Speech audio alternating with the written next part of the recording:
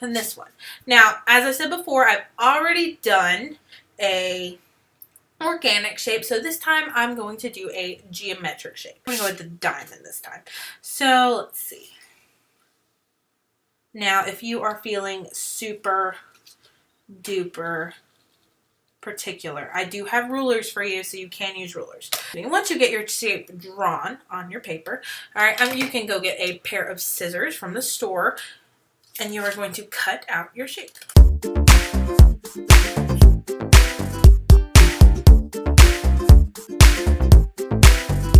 Now, all of these scraps you can put in the trash can by the door, and now I have my shape. So, the next step is with a pencil. Okay, I'm going to do this with a pencil just like you. I was using a marker so that you could see, but now I'm using a pencil. With a pencil, I'm going to go inside of my colors, and I am going to trace my shape.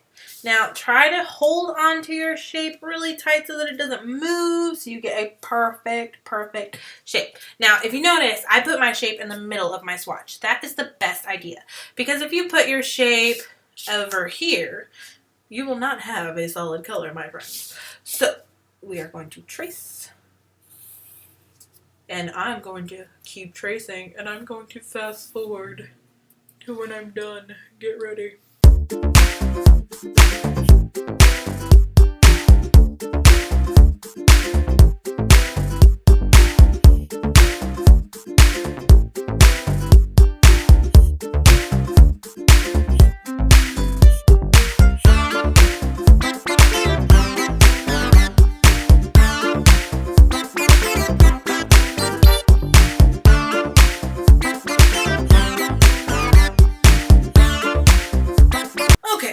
I have traced my diamond on every color on my color page. I've made sure that all of my diamond is inside of the colors and not outside the edges. And now that I am done, this is where it's going to get real tricky. Okay, my friends, before you start cutting, please go to the store and pick up a Ziploc baggie and a permanent marker. Now, I know permanent markers are scarce these days, but please share and return it when you get finished. All right, please write your name on your baggie. This is just in case you do not get finished today. Okay, so Miss Dillon, I'm in art class all day. Okay, write your teacher's name for me. All right, once you have this beautiful labeled baggie, take your marker back so we can share. All right, and then you may start cutting out your pieces. Now, as you cut them out, I would encourage you to write your name on the back, because I promise one of your friends is going to have a diamond just like you, and then you're going to be fighting over whose yellow green this is. Okay, so please write your name on the back. And now you can start cutting.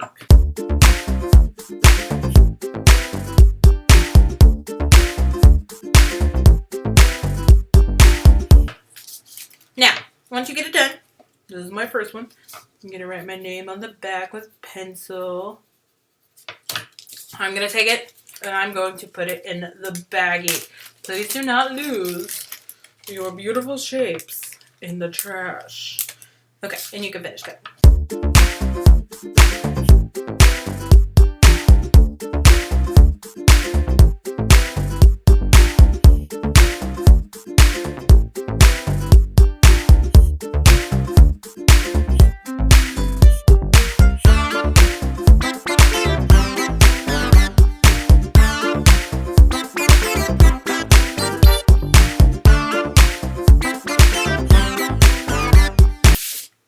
Now, my friends, I have cut out all of my tertiary colors. If for some reason it is time to clean up, okay, keep your paper just like this. I want you to do me a favor and flip it over. Double check, make sure you can see your name. As you can see, you cannot see my name, so please write your name on the back with your nearest writing utensil. I would recommend a pencil so that it doesn't bleed through. Now, if it is time to go, please make sure that your baggie is closed. Alright, press the air out for me. Woo! Alright, and then you will turn it into the bucket at the front, where I will be telling you where to put everything up. But if you are not out of time, alright, I want you to finish cutting, and then I'll show you what to do.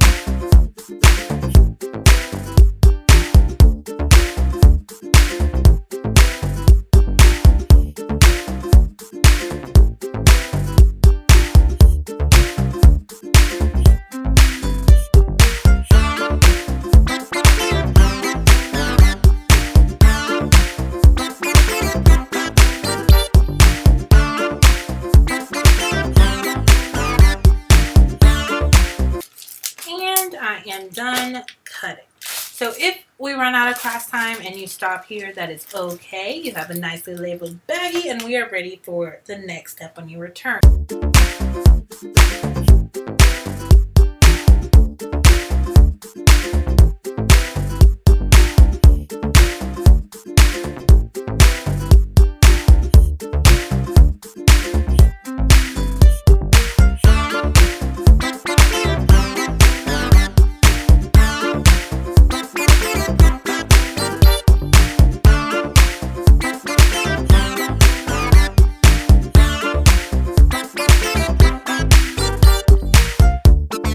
Now our next step is to assemble our organic or geometric shapes on our black piece of paper into a color wheel.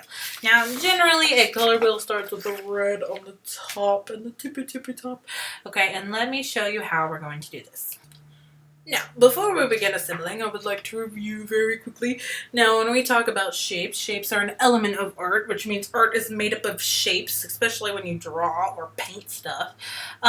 There are two different types of shapes. There are organic shapes, which have irregular edges and can be found in nature. And we have geometric shapes. Geometric shapes are man-made. We use rulers or compasses to make them beautiful and perfect. They have straight edges, and they can be found in your math textbook. You should have selected organic or geometric shapes for your color wheel. Now, today I will give you a black piece of paper. It will be 1 foot by 1 foot long. Please pick one up from the store. You only need one, I promise. Do not write your name on the front. Please write your name on the back. Alright, and before we begin, you will need your Ziploc baggie, if you don't have it already, with all of your beautiful shapes. Now, I hope they're all of yours. Ooh, let's wait for you. Now, you'll take your colors and start flipping them over. The first step is to arrange all of your colors. We're not going to glue just yet. We have to get all of our colors in the right order. Now, we do want our colors to make a circle or a wheel. It is called a color wheel because the colors blend together as they go around. I like to start with red. Red always goes at the top. Now, you can play around with how you want your shapes to be displayed. Now, the next color I usually do is blue and yellow. They usually make kind of a triangle on the color wheel. Okay, so they're going to go about right here.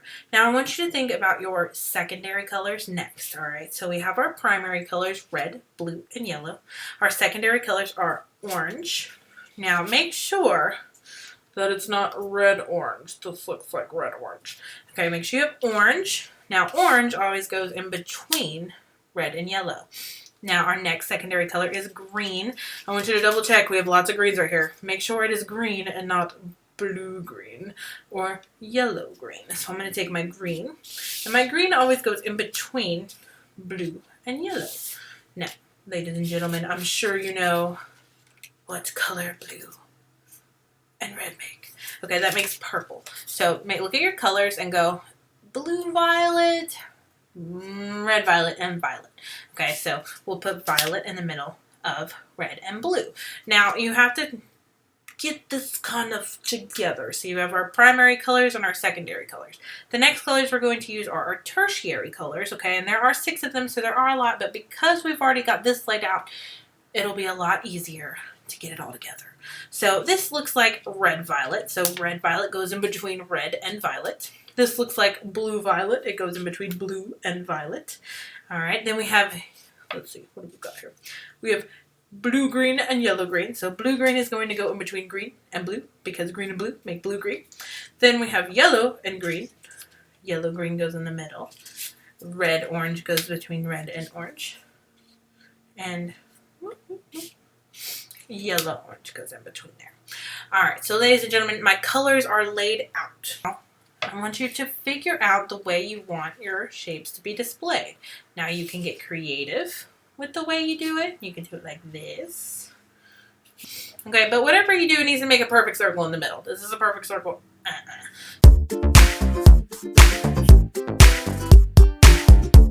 I like these little pairs. I think that's precious.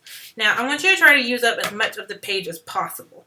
All right, we have a little bit of extra down here and a little bit of extra up here, so I'm going to spread them out just a little bit.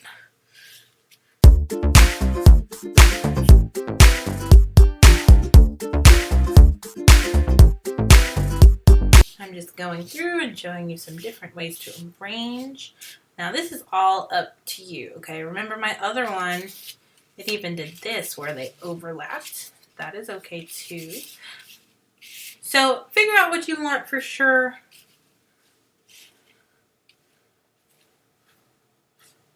Make sure you have a pretty close to perfect circle in the middle.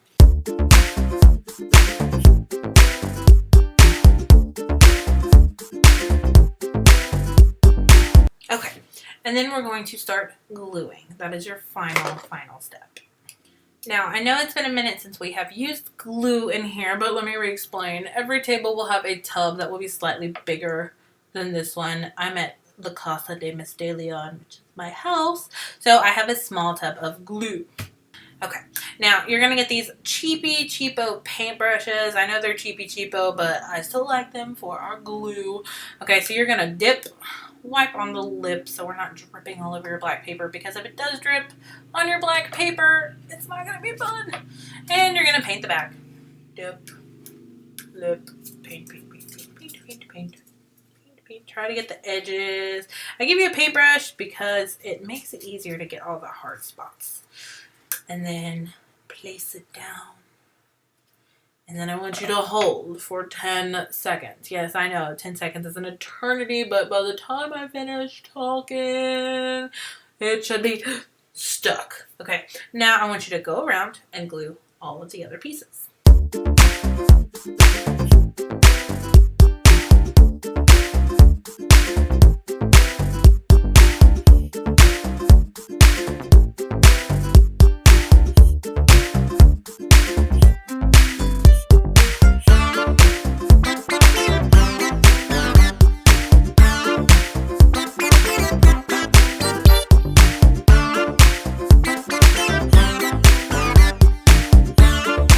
Ladies and gentlemen, if for some reason it is the end of class and oh my goodness, you did not get to finish, I want everyone to freeze and do not panic. Okay, if you have some that are still loose, I want you to slide them off of your paper. Please do not rush and glue. You should still have your baggie. Take your pieces, put them in your baggie, zip it real tight. Put it on top of your paper, and then we're going to be taking these papers to the drying rack, okay? I know there's wet glue. I don't want your color wheels that we worked so hard on to get stuck together. So you're going to take these to the drying rack at the front of the classroom. Please make sure that when you are working on the drying rack, you start at the bottom and then go to the top, okay? That way we don't have any shifting. But if we still have class time, please continue and finish your color.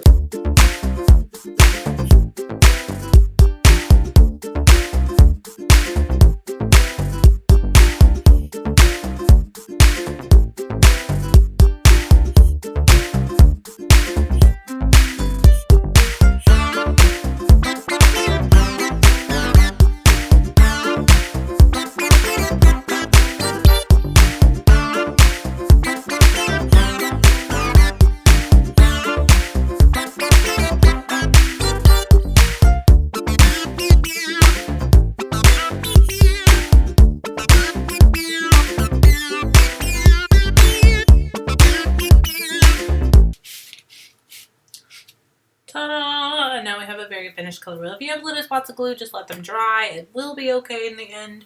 And this is what your finished color wheel should look like. If you get finished, please make sure that your name is on the back.